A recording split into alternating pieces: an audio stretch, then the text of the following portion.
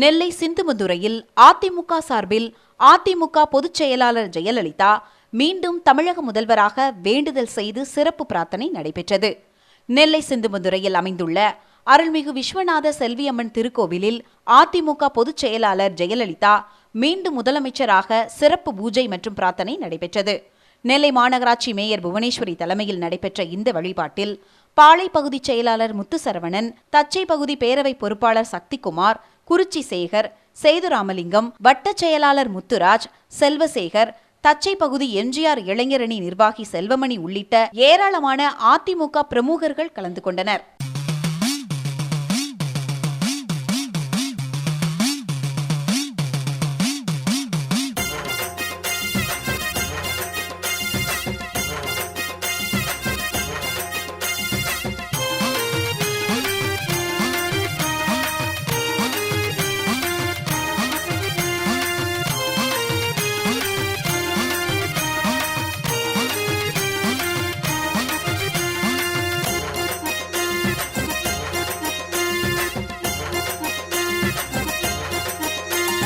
செல்லியம்மா, எங்கள் செல்லியம்மா, உன்னை வணங்குகிறோம் பரிபூரணமா.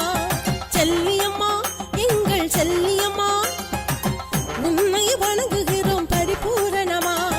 செல்லியம்மா, எங்கள் செல்லியம்மா.